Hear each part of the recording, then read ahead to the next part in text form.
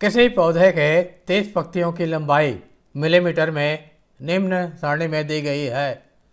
पत्तियों की लंबाई मिलीमीटर में 111 से 120, 121 से 130 इस प्रकार।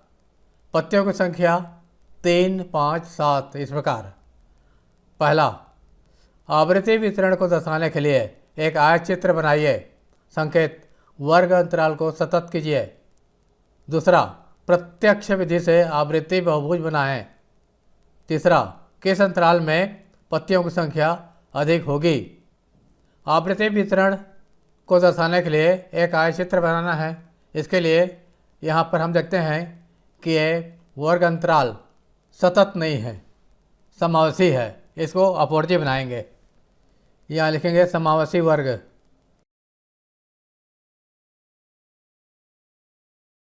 111, 120, 121, 130।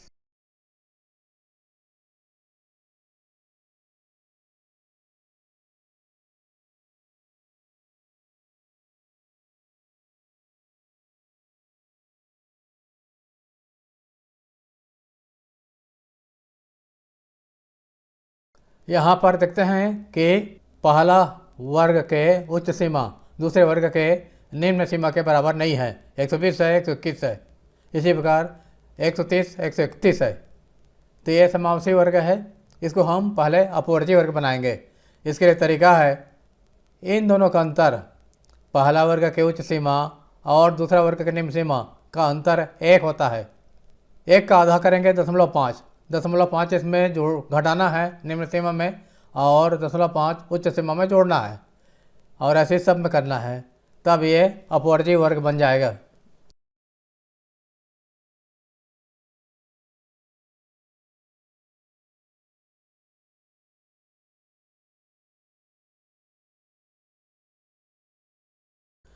प्रथम वर्ग की उच्च सीमा 120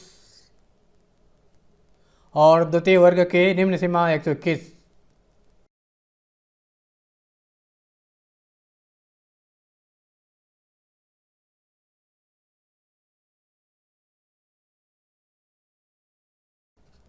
का अंतर 121 से 120 बराबर 1 का आधा 0.5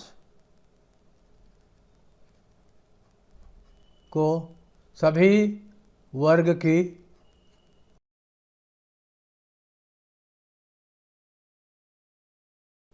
निम्न सीमा में घटाने पर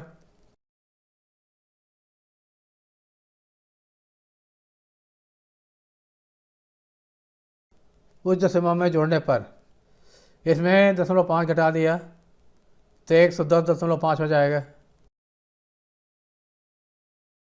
और 0.5 इसमें जोड़ दिया 120.5 हो जाएगा। वैसे इसमें 0.5 घटा दिया 120.5, 0.5 जोड़ दिया 130.5। अब ये दोनों बराबर हो रहा है। पहले वर्ग की उच्च सीमा दूसरे वर्ग का निम्न सीमा के बराबर है। इसको यहाँ लिखेंगे।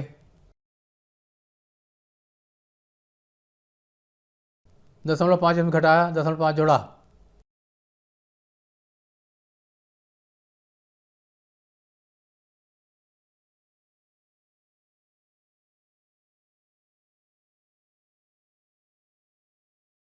बारह बढ़ता, पत्तियों की संख्या 12 बढ़ता है। 3, 5, 7, 9, 4, 2।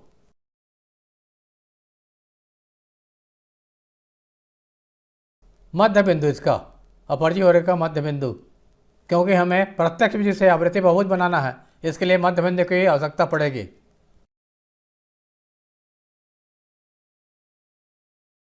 इन दोनों को जोड़कर 2 से भाग देंगे। 110.5 प्लस 120.5 बटे 2, ऐसा करने पर हो जाएगा 115.5 आएगा।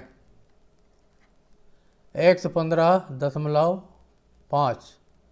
अब 10 का अंतर है, वर्ग का आकार 10 है, उच्च सीमा माइनस निम्न सीमा, तो 10 इसमें जोड़ते जाना है।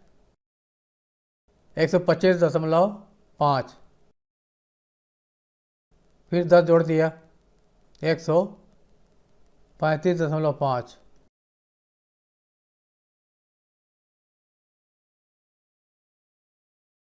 आयतचित्र बनाना है। ग्राफ पेपर लिया, इस पर एक क्षैतिज रेखा खींचा x अक्ष और ऊर्ध्वाधर रेखा खींचा y अक्ष। x अक्ष है और ये y अक्ष है। दोनों का प्रच्छेद बिंदु O मूल बिंदु है। यहाँ 110.5, 120.5, 130.5 प्रकार लिखते जाना है।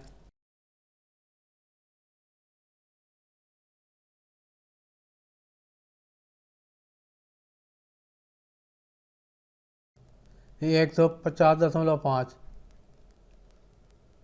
और ये वाला 160.5, ये 170.5,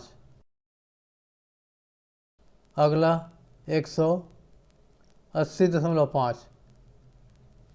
10 का अंतर है, इसलिए पैमाना बनाएंगे। x अक्ष पर 1 सेंटीमीटर और 10 इकाई, ये 10 का अंतर है। y अक्ष पर बारंबारता सारणी देखना है। सबसे छोटा संख्या है 2 और सबसे बड़ा संख्या है 9, तो 1 सेंटीमीटर पर 1 इकाई मानने से 9 यहाँ तक आ जाएगा। सबसे छोटा और सबसे बड़ा संख्या देखने का मतलब यही है कि पैमाना हम किस प्रकार मानेंगे। 1 सेंटीमीटर पर 1 इकाई y अक्ष के लिए मानेंगे। अब आयतचित्र बनाने के लिए इस अंतराल में, पहला वर्ग अंतराल में आयत का ऊंचाई रखना है 3, 1 2 3, ये 3 ऊंचाई, यहाँ 3 लिख भी देंगे। दूसरे वर्ग अंतराल 120 से 0.5 से 130.5 के लिए 5 है, ये 5 है। आयत पूरा बनाएंगे इसके सहायता से। पहले हाइट इसका देख लेते हैं, फिर 7, ये 7 है, फिर 9, अगला वर्ग अंतराल 140 से 50, 9, यहाँ आएगा 9, फिर 4, ये 4 है, 150.5 से 160.5, 150.5 से 160.5, ये इनके 4, फिर 2, 1, ये 2 है, 2 के सीध में। अब ये आयत को पूरा कर दिया, स्केल की सहायता लेंगे। स्केल को खिसका करके यहाँ लाएंगे।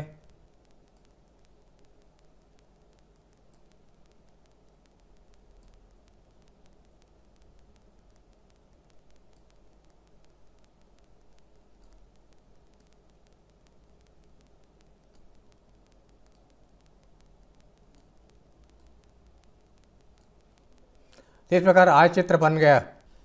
चाहे तो उसको हम सेटिंग कर सकते हैं इस प्रकार।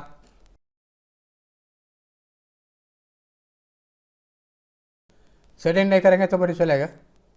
इस प्रकार आयतचित्र बन गया। अब नंबर 2, प्रत्यक्ष विधि से आवृत्ति बहुभुज बनाएंगे। इसके लिए दूसरा ग्राफ में बनाएंगे और मध्य बिंदु का उपयोग करेंगे। प्रत्यक्ष विधि से आवृत्ति बहुभुज बनाने के लिए मध्य बिंदु 115.5 यहाँ आएगा, 110.5, 120.5 के बीच में यहाँ, और इसके शीर्ष में ऊर्ध्वाधर रेखा खींचेंगे। इसका कहाँ तक, 3 तक, 3 यहाँ पर बिंदु बना देंगे, ये बिंदु, और यहाँ 3 लिख देंगे। फिर 125.5, ये यहाँ से ये मध्य बिंदु है, इसका ऊंचाई कहाँ तक रखेंगे, 5 यहाँ। फिर 7, 135.5 यहाँ, 7 यहाँ पर ये हाइट 7 है। 9, 145.5 का 9, 145 यहाँ ये आ गया 145.5, हाइट 9 यहाँ, फिर 4 यहाँ पर आएगा 145.5, 155.5 और 160.5 के बीच, और ये 4। उसके बाद 2 160.5 170.5 के बीच में 165.5 यहाँ पर आएगा। यहाँ से ऊपर जाएंगे 2 तक, यहाँ बिंदु बना देंगे।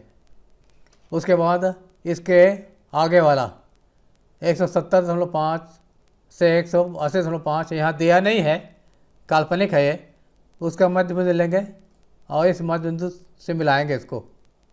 और इसी प्रकार इसमें भी इसके पहले वाला का मध्य बिंदु यहाँ, इसको मिलाएंगे, सबको मिला देंगे। पहले तो इनके मिला दिया, पहले तो इनके मिलाएंगे। ये 3 है,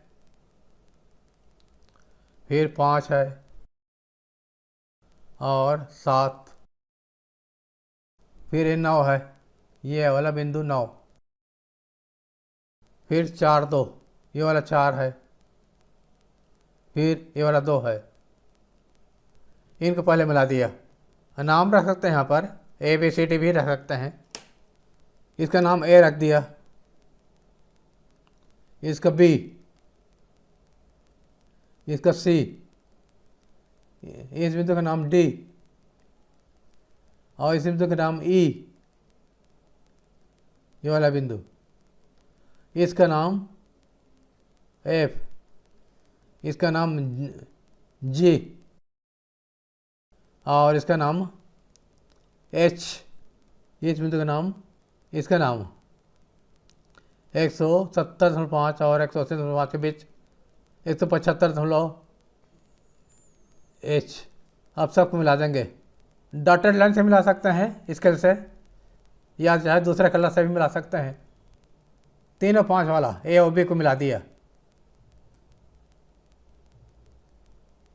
अब B और C को मिलाएंगे। B और C को 5 और 7 को मिला दिया, फिर 7 और 9 को मिला दिया।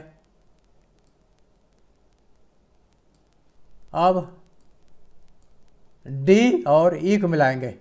D और E को मिला दिया। अब E और F को मिलाएंगे। E और F को मिलाया। अब F और H को मिलाएंगे। A और J को भी मिलाएंगे। A और H को मिलाया। A और H, A और G को मिलाया। तो इस प्रकार G A B C D E F H ये आवृत्ति बहुभुज बन गया। यहाँ लिख सकते हैं G A B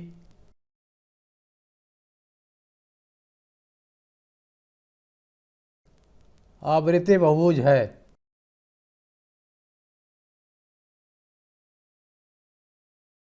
तीसरा, किस अंतराल के पत्तियों की संख्या अधिक होगी? बारंबारता देखेंगे, सबसे अधिक 9 है। अंतराल 140.5 से 150.5 अंतराल में पत्तियों की संख्या अधिक होगी, सबसे अधिक। यह है दूसरा भाग का उत्तर। और तीसरा भाग 140.5 से 150.5